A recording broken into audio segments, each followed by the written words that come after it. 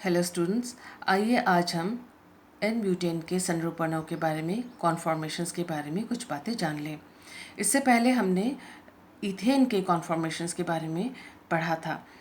N butane के कॉन्फॉर्मेशंस को carbon number 2 और कार्बन नंबर 3, C2 और C3 बंधों के बीच में जो सिग्मा बॉन्ड है उसके आसपास रोटेशन या घूर्णन के द्वारा अध्ययन किया जाता है। हमें यह भी मालूम है कि कॉन्फॉर्मेशंस जो हैं वे संतृप्त यौगिक बनाते हैं और प्रदर्शित करते हैं, और जो विभिन्न प्रकार के कॉन्फॉर्मेशंस हैं वो कार्बन कार्बन सिग्मा बंध के चारों ओर घूर्णन के द्वारा प्राप्त होते हैं। आमतौर पर घूर्णन के लिए छोटे मॉलिक्यूल्स में यह ऊर्जा उनके आसपास के वातावरण से ही प्राप्त हो जाती है। हमें ये भी मालूम है कि कार्बन कार्बन सी बंध की कार्बन कार्बन सिग्मा बंध के चारों ओर घूर्णन जो है वो फ्री रोटेशन या मुक्त घूर्णन है।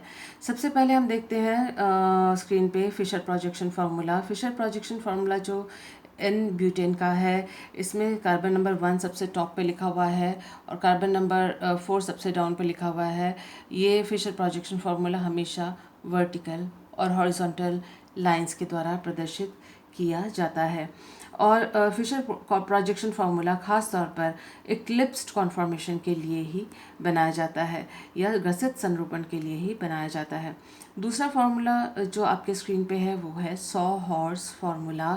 सॉ हॉर्स फार्मूला जो आप देख रहे हैं, इसमें यह लकड़ी के घोड़े के आकार का होता है ये, और इसमें देखें कि C2 और C3 के ऊपर जो जितने भी बंध हैं वो एक दूसरे के सीध में है। CH3 सीध में CH3 के, और हाइड्रोजन जो है ये वाला हाइड्रोजन इस हाइड्रोजन के, और पिछला हाइड्रोजन पिछले हाइड्रोजन के सीध पर है। क्योंकि CH3 ग्रुप एक दूसरे के सीध में है और CH3 एक CH3 में 3 कार्बन हाइड्रोजन बंध हैं, उन बंधों के इलेक्ट्रॉन हैं, तो ये वाला कार्बन हाइड्रोजन के बंध इसके कार्बन हाइड्रोजन के बंध से आपस में प्रतिकर्षित होते हैं। इसके अलावा इसका आकार, क्योंकि हाइड्रोजन जो है उससे बड़ा आकार है, तो इसका जो साइज़ है, इसका जो आकार है, इसके साइज़ के साथ यहाँ प्रतिकर्षण होता है। तो यहाँ स्टेरिक हिंडरेंस और यानी त्रिविम बाधा, त्रिविम प्रतिकर्षण और इलेक्ट्रॉन इलेक्ट्रॉन प्रतिकर्षण दोनों हैं, जिस वजह से जो ये इक्लिप्स्ड कॉन्फॉर्मेशन, जो फुल्ली इक्लिप्स्ड पूर्ण ग्रसित जो कॉन्फॉर्मेशन है वह अनस्टेबल या उच्च ऊर्जा का होता है। नेक्स्ट फार्मूला जो आपकी स्क्रीन पे है वो है flying wedge formula. Flying wedge फार्मूले में इन्हीं बंधों को देखिए, ये जो तल पे हैं ये 3 बंध यानी इसी तल पे हैं जो सीधी रेखा से दिखाए गए हैं। जो मोटी रेखा से दिखाए गए हैं वो हमारी ओर उभरा हुआ है या तल से निकलता हुआ हमारी ओर आता हुआ, और जो डॉटेड लाइन या डैश वाली लाइन से, अपूर्ण लाइन से दिखाया गया है, पार्शियल लाइन से दिखाया गया है, वो तल के नीचे जाता हुआ ये दोनों हाइड्रोजन हैं, और ये दोनों बंध जो है तल के नीचे जाते हुए हैं। इस तरह के फॉर्मूले को हम फ्लाइंग वेज फार्मूला कहते हैं। जो आखिरी फार्मूला आपके दाएं कोने में है स्क्रीन के, वो है न्यूमैन प्रोजेक्शन फार्मूला, जिसके द्वारा आमतौर पर कॉन्फॉर्मेशंस का अध्ययन किया जाता है। इसमें जो C2 है, ये जो C2 है उसको लाल बिंदु से यहाँ पर दिखाया गया है, और ये CH3 ऊपर की तरफ, ये देखिए CH3 ऊपर की तरफ, और दाएं और बाएं 2 हाइड्रोजन्स हैं जैसे कि यहाँ पर हैं, और उसके C2 के सीध पे C3 है, तो C3 C2 के सीध पे है। क्योंकि एक बिंदु से दिखाया जाए अगर C3 को, तो वो बहुत ही मुश्किल से नज़र आएगा। इसीलिए साफ साफ नज़र आने के लिए उसको बड़े गोले से दिखाया गया है, और ये जो बड़ा गोला है वो C3 है, और उस पर भी देखिए CH3 के सीध में है और HH के सीध में यहाँ दोनों ओर है। यहाँ जो कार्बन हाइड्रोजन का जो तल है वो पिछले कार्बन हाइड्रोजन के तल के साथ जो है 0 डिग्री का एंगल बनाता है, क्योंकि ये एक ही सीध पे है और ये पूर्ण ग्रसित संरूपण है। परंतु 0 डिग्री के का जो तल है वो अगर हम दिखाएं तो एक लाइन के ऊपर ही एक दूसरी लाइन आ जाएगी, और उससे अध्ययन नहीं हो पाएगा, साफ साफ समझ में नहीं आएगा, और यही कारण है कि इसको थोड़े से डिग्री पर इस चीज़ को बंधों को दिखाया गया है ताकि पढ़ने में और समझने में आसानी हो। आइए हम इसके एनर्जी के बारे में कॉन्फॉर्मेशंस एन ब्यूटेन के कॉन्फॉर्मेशन के एनर्जी के बारे में और अध्ययन करते हैं। देखिए यहाँ पर हम घूर्णन करेंगे C2C3 बंध के चारों ओर और फुल्ली इक्लिप्स्ड कॉन्फॉर्मेशन से स्टार्ट कर हम विभिन्न कॉन्फॉर्मेशंस को प्राप्त करेंगे। तो देखिए यहाँ पर फुल्ली इक्लिप्स्ड कॉन्फॉर्मेशन है। फुल्ली इक्लिप्स्ड इसलिए है, संपूर्ण ग्रसित इसलिए है क्योंकि सारे एक तरह के जो समूह हैं आपस में एक दूसरे के सीध में हैं। इस तरह के ग्रसित संरूपण को फुल्ली इक्लिप्स्ड कहा जाता है और ये सबसे हाई एनर्जी संरूपण और हाई अनस्टेबल, सबसे मैक्सिमम अनस्टेबल यही होता है। इसमें आपको जैसे कि इससे पहले वाले स्लाइड में बताया था कि स्टेरिक हिंडरेंस, त्रिविम प्रतिकर्षण और इलेक्ट्रॉन इलेक्ट्रॉन प्रतिकर्षण CH3 के इलेक्ट्रॉन्स के बीच में मैक्सिमम होता है। यदि रोटेशन हम क्लॉकवाइज डायरेक्शन में और 60 डिग्री का करें और सामने वाले जो C2 को हम स्थिर रखें और C3 को घुमाएं दाईं ओर और क्लॉकवाइज डायरेक्शन में 60 डिग्री, तो हमें ये स्थिति मिलेगी। देखिए पहले वाला जो कार्बन है ये लाल बिंदु से दिखाया गया, उसके ऊपर जितने सारे बंध हैं वो उसी जगह पे और वो समूह उसी जगह पे स्थिर हैं और पिछला वाला जो है उसको घुमाया गया है C3 पे। ये देखो ये CH3, इसको 60 डिग्री घुमाया तो यहाँ पर आया है। इस हाइड्रोजन को 60 डिग्री घुमाया तो नीचे चला गया है। उसी प्रकार से इस हाइड्रोजन को 60 डिग्री घुमाया तो यहाँ पर चला गया है। तो ये पूरे पिछले जो एटम है C3 उसको घुमाएंगे तो सारे के सारे इस तरह से 60 डिग्री से डिस्प्लेस हो जाएंगे, विस्थापित हो जाएंगे और ये नया संरूपण हमको मिलेगा। यह एक स्टैगर्ड या अंतरित संरूपण है, परंतु क्योंकि CH3 और CH3 एकदम निकटवर्ती हैं तो इनके बीच में अभी भी कुछ इलेक्ट्रॉन इलेक्ट्रॉन रिपल्शन और त्रिविम प्रतिकर्षण रहता है।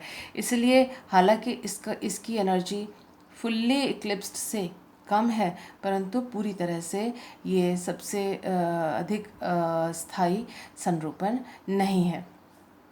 इसमें फिर दोबारा पिछले वाले कार्बन का C3 कार्बन का 60 डिग्री का रोटेशन अगर हम कार्बन कार्बन बंध के C2C3 सिंगल बॉन्ड के आसपास करते हैं तो हमें ये जो हाइड्रोजन है 60 डिग्री पे यहाँ पर आ जाएगा CH3 के पीछे और ये दिखा, और यहाँ पर ये जो CH3 है 60 डिग्री का रोटेशन करके इस हाइड्रोजन के पीछे आ जाएगा जो यहाँ दिख रहा है। तो इस प्रकार से हमें एक इक्लिप्स्ड कॉन्फॉर्मेशन प्राप्त हुआ। अब देखें कि इक्लिप्स से शुरू हुए 60 डिग्री पे स्टैगर्ड मिला। स्टैगर्ड या इसका दूसरा नाम गौशे भी होता है। गौशे इसलिए कहते हैं क्योंकि एक तरह के समूह आपस में निकटवर्ती हैं और 60 डिग्री के अंतर पे हैं और इसके बीच में प्रतिकर्षण है। इस प्रकार का जो कॉन्फॉर्मेशन है वो स्टैगर्ड कहलाएगा, या फिर उसको जो ज़्यादा प्रचलित और उचित नाम है वो है गौशे। तो इक्लिप्स्ड से 60 डिग्री पे गौशे, गौशे से 60 डिग्री पे इक्लिप्स्ड, फिर इक्लिप्स्ड से 60 डिग्री पे गौशे मिला। यहाँ पर जो ये वाला इक्लिप्स्ड है ये इसको फुल्ली इक्लिप्स्ड इसलिए नहीं कहते हैं क्योंकि इसमें आप देखें कार्बन के सीध CH3 के सीध में हाइड्रोजन है, जबकि यहाँ CH3 के सीध में CH3 था। तो यहाँ प्रतिकर्षण इस वाले इक्लिप्स्ड कॉन्फॉर्मेशन से कम है, यानी इसकी तुलना में ये इक्लिप्स कॉन्फॉर्मेशन अधिक स्थायी है और इसकी ऊर्जा कम है। इसमें फिर 60 डिग्री का क्लॉकवाइज रोटेशन अगर देते हैं तो ये CH3 जो है 60 डिग्री के बाद ये इधर के बीच में आ जाएगा जो कि यहाँ दिख रहा है, और ये वाला CH3 इन दोनों के बीच में घूमकर यूं करके आ जाएगा और यहाँ पर जो कि दिख रहा है। यहाँ आप इसकी खासियत देखिए, ये फुल्ली स्टैगर्ड कहा जाता है, इसका दूसरा नाम एंटी है, और यहाँ पर CH3 और CH3 एक दूसरे के एकदम 180 डिग्री ऑपोजिट में है, तो इसलिए ये कॉन्फॉर्मेशन बहुत ज़्यादा स्थायी है। इसमें सारे जो हाइड्रोजन्स हैं वो भी एक दूसरे से दूर हैं, और CH3 जो अधिक इलेक्ट्रॉन्स वाले ग्रुप और अधिक बड़े आकार वाले ग्रुप हैं इस कॉन्फॉर्मेशन में, इस मॉलिक्यूल में, वो एक दूसरे से मैक्सिमम दूरी पे हैं। तो ये सबसे ज़्यादा स्थायी, सबसे ज़्यादा स्टेबल और सबसे कम ऊर्जा वाला कॉन्फॉर्मेशन है। इसमें फिर अगर हम 60 डिग्री का क्लॉकवाइज रोटेशन करते हैं तो ये हाइड्रोजन जो है CH3 के पीछे चला जाएगा, जैसे कि आपने यहाँ देखा। इसी तरह से ये हाइड्रोजन इस 60 डिग्री के रोटेशन के बाद इस कार्बन के पीछे, इस हाइड्रोजन के पीछे आ जाएगा, जैसे कि आपने देखा। और यहाँ पर, और ये CH3 60 डिग्री के रोटेशन के बाद यहाँ चला जाएगा, जैसे कि आप यहाँ देख रहे हैं। तो हमें यहाँ फिर इक्लिप्स्ड कॉन्फॉर्मेशन मिला, और ये इक्लिप्स्ड कॉन्फॉर्मेशन इससे एकदम मिलता जुलता है, क्योंकि यहाँ पर भी CH3 के पीछे H था, यहाँ भी CH3 के पीछे H है, और यहाँ दो जगह ऐसी स्थिति है, तो यहाँ पर भी दो जगह CH3 और H एक सीट पे हैं। 60 डिग्री इसका फिर क्लॉकवाइज अगर रोटेशन हम करते हैं तो ये CH3 यहाँ आ जाएगा, ये H यहाँ आ जाएगा, ये वाला पीछे का H यहाँ आ जाएगा। तो ये कॉन्फर्मेशन मिला हमको। फिर स्टैगर्ड, जिसका दूसरा प्रचलित नाम है गौशे, जो स्टैगर्ड है परंतु फुल्ली स्टैगर्ड नहीं है। ये भी स्टैगर्ड है, ये भी स्टैगर्ड है। या 180 पे CH3 ग्रुप्स हैं, यहाँ पर 60 डिग्री पे CH3 ग्रुप्स हैं, तो ये ज़्यादा स्टेबल होगा। इनमें थोड़ा स्टेरिक रिपल्शन और इंटर इलेक्ट्रॉनिक रिपल्शन होने की वजह से इसका स्थायित्व जो है इससे कम है, और इसमें जो ऊर्जा है वो फुल्ली स्टैगर्ड या एंटी कॉन्फॉर्मेशन से इसकी ऊर्जा ज़्यादा है। इसमें फिर 60 डिग्री का रोटेशन अगर हम करते हैं तो ये 60 डिग्री के बाद ये CH3 घूमकर इसके पीछे आ जाएगा, और यहाँ पर ये देखिए फुल्ली इक्लिप्स्ड कॉन्फॉर्मेशन हमें मिलेगा। ये हाइड्रोजन इसके पीछे आ जाएगा, ये 60 डिग्री पे रोटेशन करेंगे अगर क्लॉकवाइज डायरेक्शन में, तो ये हाइड्रोजन इसके पीछे आ जाएगा, क्योंकि हम C3 को रोटेट कर रहे हैं, C2 को हमने फिक्स करके रखा हुआ है। तो हमें फिर fully staggered fully eclipsed conformation मिलेगा, जो कि हाईली अनस्टेबल और हाई एनर्जी कॉन्फॉर्मेशन है। ये सारी जो प्रक्रिया है उसकी जो एनर्जी प्रोफाइल डायग्राम है उसको अब हम देखते हैं। ये रहा energy profile diagram n butane का। इसमें आप देखें कि जो फुल्ली इक्लिप्स्ड कॉन्फॉर्मेशन है वो जो सबसे ज़्यादा स्थायी फुल्ली स्टैगर्ड कॉन्फॉर्मेशन से 5 किलो कैलोरीज पर मोल की ऊर्जा उसकी ज़्यादा है। इतने 5 किलो कैलोरीज पर मोल ऊर्जा के अंतर पर ये स्थित है, और यहाँ पर वो उससे 5 किलो कैलोरीज पर मोल ज़्यादा स्थायी है। यहाँ पर ये देखिए कि इसमें अगर जब रोटेशन करते हैं तो ये हाई एनर्जी जो कि फुल्ली स्टैगर्ड से 5 किलो कैलोरी पर मोल ज़्यादा अनस्टेबल है, ये जो है रोटेशन के बाद एक बार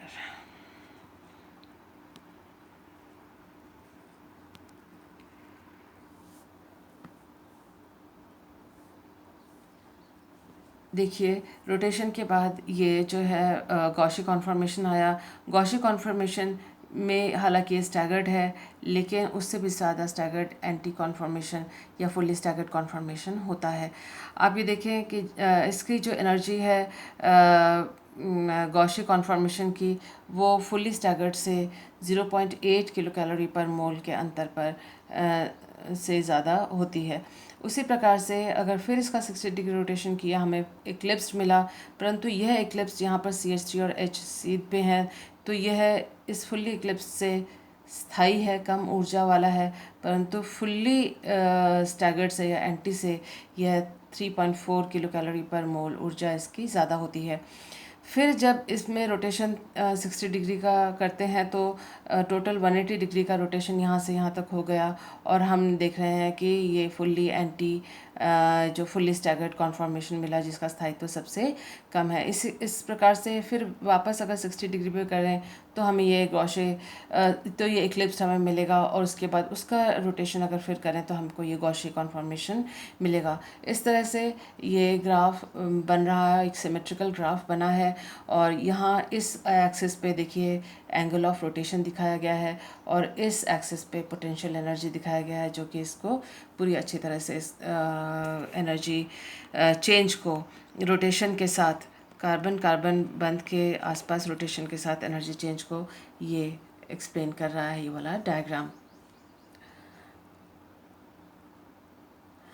हमने अभी देखा था कि जो गॉशी कॉन्फॉर्मेशन है वह जो है अस्थाई था, किससे? फुल्ली स्टैगर्ड या एंटी कॉन्फॉर्मेशन से। ये देखिए, ये गॉशी कॉन्फॉर्मेशन है, उसकी ऊर्जा सबसे कम नहीं है।